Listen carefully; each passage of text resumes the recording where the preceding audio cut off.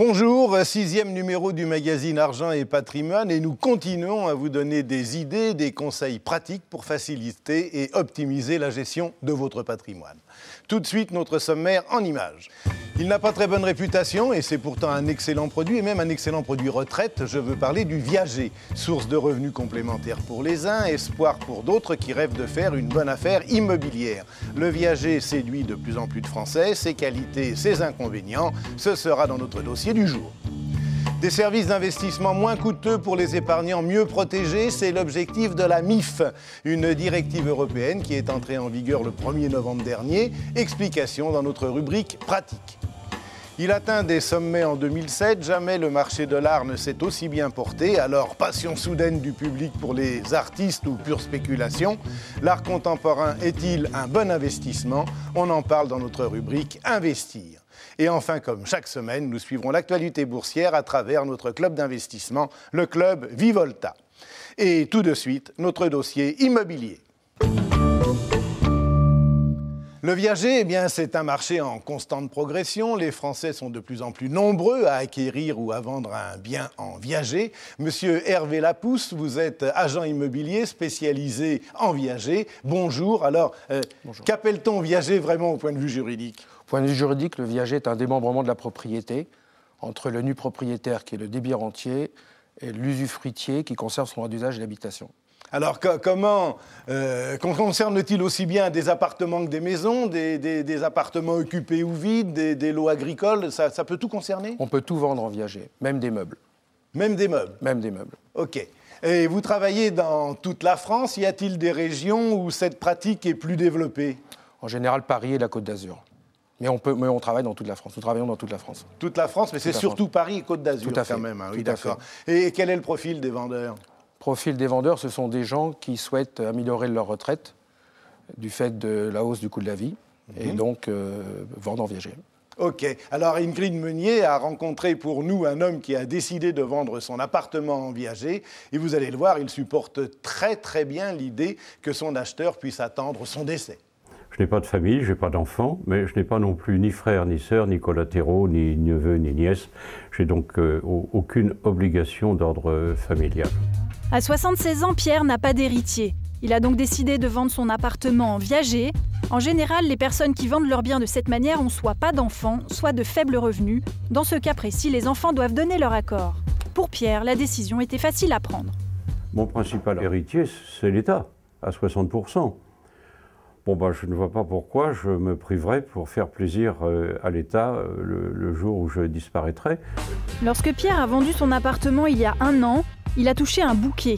C'est une somme d'argent qui varie de 0 à 50% de la valeur de l'appartement. En moyenne, elle est fixée à 30%. Le bouquet n'est pas obligatoire et varie selon l'âge des vendeurs, leur situation patrimoniale et l'importance du bien. Pour Pierre, cette somme d'argent a été la bienvenue. J'ai tout refait. J'avais de la moquette et je l'ai remplacée par du parquet. Et puis, toutes les peintures ont été refaites. Les tissus au mur ont été changés, bien sûr.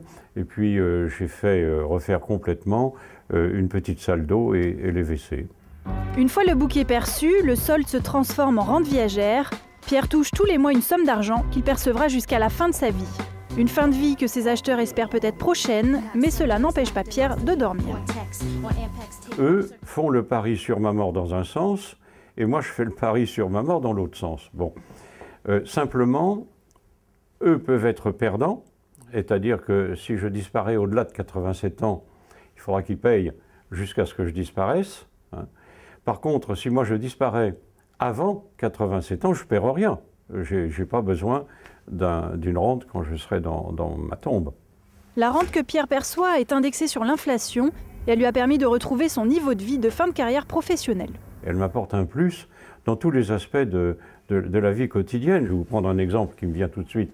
Là, ici, il y a un appareil de télévision qui est un ancien appareil. Je vais me prendre un écran plat de très bonne qualité. Je ne vais pas hésiter. Et puis, j'aime beaucoup le vin. Et j'aime bien recevoir mes amis avec des bons vins sur la table. Il y aura peut-être un peu plus de bons vins sur la table. Enfin, ce sont des petits détails. Ce n'est pas fondamental, mais ça améliore bien la vie. Grâce au viager, Pierre a donc trouvé le moyen de profiter de la vie et de ses plaisirs comme il l'entend. Ça, c'est prendre les choses du bon côté. Alors, si vous le voulez bien, on va rester un instant du côté de ce vendeur qu'on appelle le crédit rentier. Monsieur Lapousse, le viager peut donc être une source de revenus très intéressante pour le vendeur, et notamment à la retraite. C'est là où on a le plus besoin. Tout à fait. À partir de la retraite, effectivement, le coût de la vie étant très élevé pour eux, l'activité n'étant plus d'actualité, certaines personnes aimeraient bien garder ce niveau qu'ils avaient avant la retraite. Donc, de ce fait, le viager est un moyen formidable de pouvoir bénéficier de ces sommes mensuellement et donc de pouvoir se faire plaisir aux proches, etc. C'est vrai, mais ça, c'est surtout vrai aussi lorsqu'il n'y a pas d'enfants qui suivent, d'héritage, parce qu'il est évident qu'on vend son bien à l'avance. Alors, on peut vendre avec des enfants. 30% de mes vendeurs ont des enfants qui ne peuvent pas aider leurs parents et qui ont absolument, sans problème, la possibilité, sans conflits familiaux. À condition, il faut se mettre d'accord, il faut faire un conseil de famille. On peut en faire, mais ce n'est pas une obligation, mais effectivement, 30% ont des enfants, et ça ne pose pas de problème. Et alors, on reste avec le vendeur. Là, quels sont les autres avantages financiers en plus de la rente? Plus de la rente, vous bénéficiez, disons, d'une exonération totale des travaux d'immeubles, qui sont payés par l'acheteur, et également de l'impôt foncier, et un quart des charges locatives. Ce qui n'est pas négligeable quand on vit 15 ou 20 ans. Ah oui, tout à fait. Alors là on voit que des avantages pour le vendeur. Y a-t-il des inconvénients aussi? Aucun inconvénient. Aucun inconvénient. Du côté du vendeur, c'est ce n'est que des avantages. Gagnant-gagnant. Gagnant-gagnant, tout à fait. Que se passe-t-il alors si j'ai vendu mon appartement et que pour des raisons de santé, je suis obligé de le quitter, d'aller en maison de retraite? Qu'est-ce qui arrive dans ce cas-là? Alors, si vous partez en maison de retraite, vous avez une augmentation de la rente de 30%, ce qui vous permet justement de choisir plus facilement votre maison de retraite, puisque vous avez plus d'argent. Donc, tout est bénéfique. Mais est-ce que l'acheteur vient habiter votre appartement, alors? Alors, tout dépend des acquéreurs. Certains, oui, d'autres non. D'autres le louent ou logent leurs enfants. Mais à ce moment-là, c'est l'acquéreur qui le loue. L'acquéreur le loue. On lui augmente sa rente de 30%. Et s'il va mieux et qu'il sort de maison? C'est un acte, si vous voulez, de renonciation à son droit d'usage et d'habitation que le vendeur doit décider. C'est-à-dire qu'un vendeur peut très bien partir 11 mois sur la Côte d'Azur s'il habite Paris et revenir un mois dans son appartement. Tout à fait. C'est une Donc décision. Ça, c'est bien la décision à prendre à vendeur. C'est le vendeur qui décide. Évidemment. Tout à fait. Alors, puisqu'il y a un vendeur, il y a aussi un acheteur. Ingrid Meunier a donc également rencontré un acheteur qu'on appelle le débit rentier. Reportage. Première étape lorsqu'on veut acheter, prendre rendez-vous avec un notaire ou un expert en viager immobilier comme Hervé Lapousse. Serge a rendez-vous avec lui aujourd'hui. On va prendre une personne âgée de 75 ans, par exemple, sur une quinzaine d'années, ça vous va? Ouais. Serge cherche un 2 pièces dans Paris pour sa fille. Ma fille a 25 ans, je pense donc qu'elle en aura peut-être la disponibilité d'ici une quinzaine d'années, quoi. Et si on l'a plus tôt, c'est bien. Si on l'a plus tard, on continue, c'est pas un problème. La fille de Serge pourra récupérer l'appartement uniquement au décès du vendeur. Le viager est un pari sur l'avenir, mais Serge est un acheteur chevronné.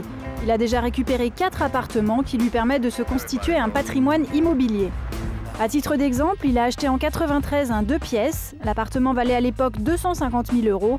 Il a payé un bouquet de 85 000 € et une rente de 1 100 € par mois pendant 9 ans, soit 118 800 €. En 2002, quand le vendeur décède, Serge a versé en tout 200 000 €. L'appartement en vaut 350 000. C'est le jackpot, le bénéfice est de 146 000 €.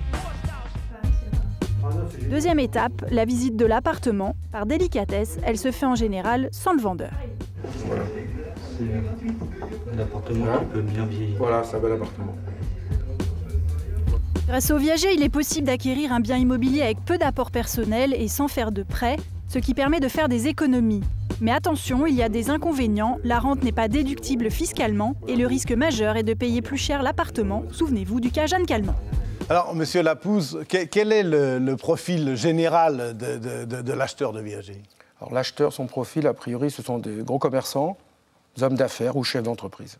Dans quelle proportion vous retrouvez 3 professions comme ça? 3 professions, du fait que ce sont des personnes qui ont à peu près la cinquantaine, qui ont terminé de payer leur crédit de résidence principale et secondaire, et qui se retrouvent avec des ressources financières mensuelle relativement intéressante. Tout à fait, ça tient très très bien. Et quels sont les avantages alors pour l'acheteur?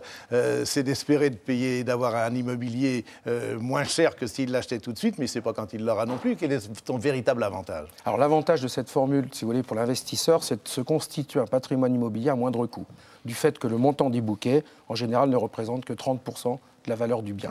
Mais le bouquet et la rente varient suivant l'âge des vendeurs, quand même. Tout à fait. Selon l'âge d'une part et selon... La proportion varie... Selon l'âge d'une part et s'il y a une personne ou deux personnes. Parce que ça peut se faire sur les deux têtes, sur le couple. Tout à fait. Bien évidemment. Tout à fait. Et quels sont les inconvénients et risques maintenant pour l'acheteur? Il n'y en avait pas pour le vendeur, on l'a vu, il y en a pour l'acheteur? Aucun non plus. Aucun. On a Madame Calment quand même. Non, tout à fait. Non, mais Madame Calment, son viager est un viager libre. Ce qui n'est pas la même chose, ce qui représente 1% à peu près des ventes en viager. Ah oui. Et la rente s'éteint quand même, au bout de 30 ans. Non, pas du tout. Ah non. Non, il n'y a pas de délai. C'est ce que j'ai lu. Il n'y a pas de délai. Une rente, justement, l'essence même du viager, c'est l'aléa au niveau du paiement. Donc on ne sait pas combien nous allons payer. Donc, en ce qui concerne l'acquéreur, ce qui est intéressant lorsqu'il investit seulement 30% du bien, c'est qu'il évite de passer par les banques pour les 70% qui restent. Donc c'est un crédit. Et évidemment, il n'a pas à débourser tout d'un coup, donc il fait moins d'emprunt. Exactement. Ouais. Et il peut se permettre, si vous voulez, d'investir aussi pour ses enfants, s'il y a des enfants en bas âge. Il peut également se constituer un patrimoine pour sa retraite, puisqu'en général, il a autour de 50 ans. Oui. Donc, grosso modo, 15 ans après, il est à l'âge de la retraite. Oui. En général, on ne fait pas un viager pour soi, on le fait pour la génération qui nous suit, pour l'acheteur. On peut le faire pour soi-même. Oui, mais enfin, ça peut nous repousser loin. Sur une quinzaine d'années? Oui. C'est à peu près la moyenne en général, 15-20 ans, mais des gens le font à 45-50 ans, donc à l'âge de la retraite ou pour des expatriés. Et si entre-temps, les prix de l'immobilier baissent? Aucun souci, puisqu'on ne revend pas. C'est comme la bourse. Il ne faut pas avoir besoin de son argent. Voilà, il faut attendre et le long terme. Voilà, exactement. Est-ce que le placement en viager bénéficie d'avantages fiscaux particuliers? Aucun avantage fiscal. Là, il n'y a aucun avantage fiscal. Vous faisiez un petit parallèle, vous avez raison, avec la bourse sur la durée. Moi, la bourse, vous savez que j'en suis assez près et j'entends souvent parler des spéculateurs. On critique les spéculateurs. Alors là, on spécule sur du blé, du sucre, ce que vous voulez. Mais là, on spécule quand même sur la vie d'un individu avec le viager. Réaction premier degré, on ne spécule absolument pas, on prolonge la vie des vendeurs. Parce que? Parce qu'ils ont une rente, plus d'argent tous les mois pour se soigner, mieux vivre, ils ont réglé leurs problèmes de leur succession, de leur vivant, et de ce fait vivent plus longtemps. Ah, belle réponse, vous avez la réponse vraiment à tout. Et la revente alors du viager est-elle facile? La revente du viager n'est pas facile puisque ce n'est pas le but au départ. Au départ, on fait un investissement sur du long terme, donc on doit garder le viager. Néanmoins, si des problèmes personnels ou financiers se posent, on peut tout à fait revendre un viager en cours de route et essayer de récupérer ce que l'on a versé. Ah oui. Mais ce n'est pas évident. Oui, oui. Alors il y a l'autre cas aussi, c'est si toutefois on inverse la situation, c'est l'acheteur qui meurt avant le vendeur. Si l'acheteur meurt avant le vendeur, vous avez une succession qui est ouverte, par le notaire évidemment, et les héritiers décideront, selon l'actif ou le passif de l'héritage, s'ils peuvent continuer à payer la mensualité ou pas. D'accord, oui, c'est quand même tout ça, c'est très, très, très encadré et très vu. Alors Isabelle, en résumé? En résumé, c'est une très bonne affaire côté vendeur parce que ça permet d'avoir un produit retraite qui est très intéressant. Côté acheteur, ça permet de diversifier son patrimoine immobilier. Mais vous le disiez, c'est un produit à envisager à long terme. Vous ne devez pas avoir besoin de votre argent. Donc, c'est vraiment un investissement à long terme.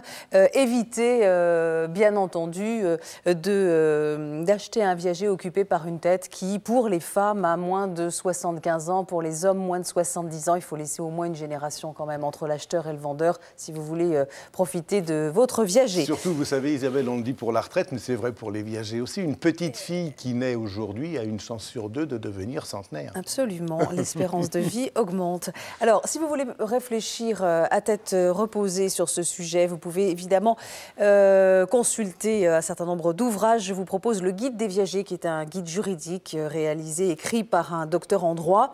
Vous envoyez les coordonnées, on vous les rappelle sur notre site vivolta.com. Dans la presse, en tout cas dans le Figaro, dans le particulier à particulier, il y a des petites annonces 2 fois par semaine au Figaro, le mardi et le jeudi. C'est le jeudi dans le particulier au particulier pour bien proposer ou souscrire des viagers. Enfin voilà, les petites annonces de viagers sont ces jours-là. Attention, renseignez-vous bien, prenez des conseils auprès des notaires quand même ou d'agences spécialisées, immobilières spécialisées. On a mis quelques coordonnées sur notre site vivolta.com, dont les vôtres. C'est quand même plus prudent de bien se renseigner et voilà, de ne pas se laisser trop vite séduire par la perspective d'un achat à très bon compte. Comme toujours et pour tout, ne pas faire n'importe quoi. Merci Isabelle. Monsieur Lapousse, votre banquier vous a-t-il demandé de créer votre profil financier en répondant à un questionnaire? Avez-vous entendu parler de la MIF en vigueur depuis le 1er novembre dernier? Non. Non? Eh bien, ça va la suite de notre rubrique pratique.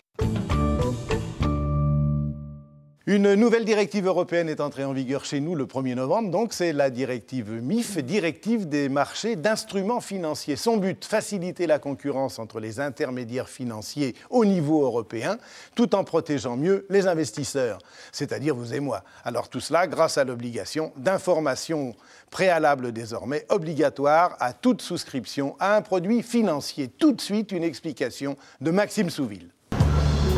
Régisseur à la salle Pleyel, Gabrielle Josso est licenciée en 1999. Elle décide alors de placer ses indemnités. Problème, elle ne connaît rien au marché financier et ne réalise pas que son gestionnaire de patrimoine investit son argent dans des valeurs à risque. Un choix qui se révèle catastrophique. Elle a intenté un procès contre son ancien gestionnaire. Dans sa procédure, elle est appuyée par la CAB, une association de défense de victimes d'abus bancaires. Dans votre affaire, le défaut de conseil est quand même majeur. La banque avait dans votre cas une obligation d'abord de vous mettre votre argent en sécuritaire puisqu'il s'agissait d'indemnités. Gagnées en premières instances, ces indemnités, elle pouvait les perdre en appel 2 ans plus tard. Elle ne voulait donc prendre aucun risque avec cet argent, au cas où elle aurait été obligée de le rendre à son ancien employeur. Jamais j'aurais mis en bourse pour 2 ans, sachant que je risquais d'en avoir besoin. Jamais, jamais. Un placement risqué donc et un marché qui s'effondre. Gabrielle Josso a un choc quand elle apprend où était réellement placé son argent. S'il m'avait dit « je mets tout en bourse », d'ailleurs le jour où il est venu me voir pour m'annoncer ça, je lui ai dit « heureusement je ne suis pas en bourse ». Il m'a dit « mais oui, vous avez tout en bourse ». Au total, Gabrielle a perdu 300 000 francs, soit la moitié du capital investi. C'est entre autres pour éviter ce genre d'affaires que l'Union européenne a créé la directive MIF. Depuis le 1er novembre, les banques sont tenues à un devoir d'information envers les investisseurs. Désormais, ce n'est plus le client qui pose des questions avant de placer son argent, c'est le banquier qui se livre à un véritable interrogatoire. Ce jour, est-ce que vous connaissez la bourse et est-ce que vous réalisez régulièrement des opérations sur les marchés financiers? Oui. D'accord. Est-ce qu'il vous arrive, sous quelque forme que ce soit, d'acheter des actions françaises? Ah oui, là ça c'est mon petit job. C'est vos petits jobs. Le but, cerner le profil de son client à l'aide d'un questionnaire. En fonction des réponses, le conseiller sait s'il a affaire à un professionnel du placement ou à un néophyte. Le conseiller doit ensuite établir les objectifs de son client. On recherche à savoir si le client recherche plus à travailler sur des marchés actions, des marchés obligataires, savoir s'il veut travailler sur une bourse française, sur des marchés étrangers. Il faut que réellement la proposition soit en adéquation avec l'attente du client. Colette connaît un peu les marchés financiers. Elle, ce qu'elle cherche, ce sont surtout des placements sûrs. J'ai une petite réticence pour la bourse étrangère. Bon. J'aime bien les obligations. Bon, c'est pas un placement qui rapporte extraordinairement, mais c'est plus sécuritaire. Le banquier est parfaitement informé des souhaits financiers de sa cliente, notamment du niveau de risque qu'elle accepte de prendre. Le questionnaire rempli et signé en atteste. Au conseiller maintenant d'en tenir compte. Une nouveauté qui satisfait les associations de victimes d'abus bancaires. Tous ces militants ont souvent dû défendre des particuliers, parfois ruinés. C'est évident que tous ces scandales que l'on a connus dans les placements qui ont été vendus dans les années 99 et 2000, il est évident que, je ne dis pas que ça ne serait pas passé, mais il y aurait eu beaucoup moins de victimes. La directive a tout de même ses limites. Être informé ne suffit pas. Encore faut-il parfaitement examiner le produit financier proposé avant de signer. Forcément, le conseil que l'on peut donner aux consommateurs, c'est forcément, surtout, de ne pas signer immédiatement devant son conseiller financier. C'est de prendre les documents, de les lire, à la limite de se rapprocher d'une association, d'un conseil juridique pour comprendre qu'est-ce qu'il va signer. Cette directive peut éviter les quiproquos entre un épargnant et son banquier, mais elle ne protège pas l'investisseur qui choisit d'être téméraire des risques encourus sur le marché. Donc en fait, en résumé, la MIF, c'est un questionnaire à remplir par le client, par l'investisseur, pour que l'intermédiaire connaisse son profil, mais l'intermédiaire, lui aussi, il doit apporter davantage d'informations sur les produits proposés, c'est-à-dire sur la durée, les taux, les frais, etc. Et il doit également assurer la meilleure exécution possible de l'ordre. C'est vraiment des ordres qui sont passés, c'est vraiment beaucoup d'améliorations en ce qui concerne ces investissements et qui concernent quel produit d'ailleurs, Isabelle? Les investissements financiers, évidemment pas les opérations sur le compte courant, ni sur l'assurance vie, ni sur les livrets, mais les opérations que vous pouvez faire sur le marché des actions, des obligations et tous les services d'investissement. Voilà. Okay. C'est la contrepartie d'une ouverture à un grand marché des services d'investissement en Europe. Ah oui, alors la concurrence va être plus sévère. Voilà, oui, nous verrons bien si ça marche, et surtout si les ça tarifs... fait baisser le prix des services. Et surtout si les services évoluent à la baisse sous l'action de la concurrence, justement. En attendant, il y a un marché qui se porte bien, lui, c'est celui de l'art contemporain, et on en parle dans un instant.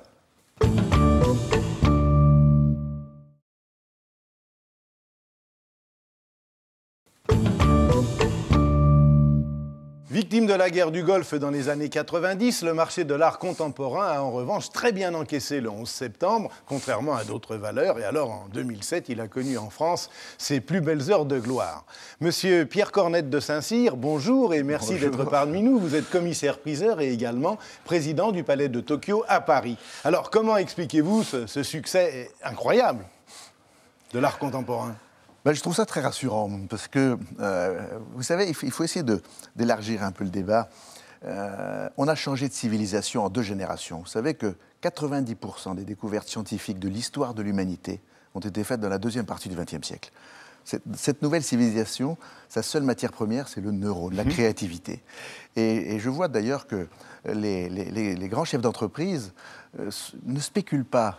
Ils ont besoin d'avoir avec eux des valeurs spirituelles. D'ailleurs, j'avais fait l'expérience il y a quelques années avec les créateurs de Gene Guess aux États-Unis. Au début, ils m'avaient dit, bon, tu vas nous aider, on va faire une collection pour la compagnie, etc. Et au bout de 2 ans, ils m'ont dit, tu vois, Pierre, on s'est aperçu qu'en achetant de l'art contemporain, on pensait plus vite que nos confrères, que nos concurrents. Alors vous avez répondu à ma 2e question, c'était qui sont les investisseurs moi je vous demandais des amateurs, c'était des amateurs d'art vraiment, ou des spéculateurs, ou peut-être les deux même, non? Non, ce sont des amateurs d'art. On a besoin de ce côté spirituel de l'art. Et vous savez, collectionner, c'est pas seulement acheter des œuvres à des prix records. Les bons collectionneurs achètent avant. On peut acheter pour rien. C'est quand même une question délicate. D'ailleurs, les acheteurs se défendent toujours d'investir sur le marché de l'art dans un but spéculatif. Et en attendant, ce marché, et en particulier celui de l'art contemporain, est un marché difficile. Alors comment bien acheter? Comment être sûr que l'œuvre que l'on veut acquérir prendra de la valeur? Maxime Souville a posé la question à des amateurs d'art, justement. Du mouvement des yeux, une bouche, des couleurs, une voiture, des sculptures et aussi d'autres objets. Comme chaque année en octobre, l'art contemporain sous toutes ses formes s'est donné rendez-vous à la FIAC de Paris, l'événement à ne pas manquer. Cette année d'ailleurs, le nombre d'achats a été impressionnant selon les galeristes. Le marché de l'art contemporain est en bonne santé. Les artistes sont de plus en plus nombreux, les acheteurs au rendez-vous, et du coup les prix s'envolent. Pourtant c'est un domaine qui peut paraître hermétique et laisser le non-initié perplexe. Entre un Warhol à plusieurs centaines de milliers de dollars et un des grands champs à 20 000 €, les différences sont énormes. Dans ce cas, comment acheter? Nous avons posé la question à différents acteurs du marché. Il faut acheter ce qu'on aime. Ça, je crois que j'ai pas d'autres recommandations à faire. Et je l'achète comme un jouet, en fait. Les plus grands collectionneurs sont souvent des collectionneurs qui vont acheter avec leur cœur. Voilà. Seulement le coup de cœur, aucun autre critère pour faire une bonne affaire? Lorsque l'on quitte la foire pour rencontrer une collectionneuse chez elle, on en apprend un peu plus. Béatrice Chassepeau est spécialisée dans l'art contemporain. Pour elle, il doit forcément rimer avec innovation et nouveauté, mais ce n'est pas le seul critère qu'elle retient. Le côté neuf ne suffit pas, parce que le neuf, forcément, le lendemain, il y en a un autre qui utilise cette technique-là. Donc il faut en même temps une combinaison du neuf et d'une intelligence de l'œuvre. Parce qu'autrement, si une œuvre comme ça isolément peut être fantastique, mais il faut vraiment que l'artiste lui-même ait une conception de ce qu'il fait, où il veut nous amener, il veut défendre une idée, il veut défendre un propos, il veut défendre quelque chose. Il faut vraiment sentir une densité. Du fond évidemment, mais aussi de la maîtrise technique, comme dans cette œuvre étrange de Katharina Zimke. Le sujet est assez bouleversant, assez choquant même, mais il se trouve que vous voyez la façon dont elle l'a traité, on a le sentiment, on a l'impression, parce que par les jeux de technique de sa peinture à l'huile, les petits rehauts de blanc là qu'elle a mis un peu partout, donnent un côté porcelaine et donc immatériel et complètement du coup déshumanisé, et qui font la distance, qui fait que du coup ce tableau est acceptable. Ce tableau, Béatrice l'a payé 1 900 € dans une galerie parisienne. Question prix, elle se refuse à débourser plus de 5 000 € par œuvre. Selon elle, les bonnes affaires à des prix raisonnables existent.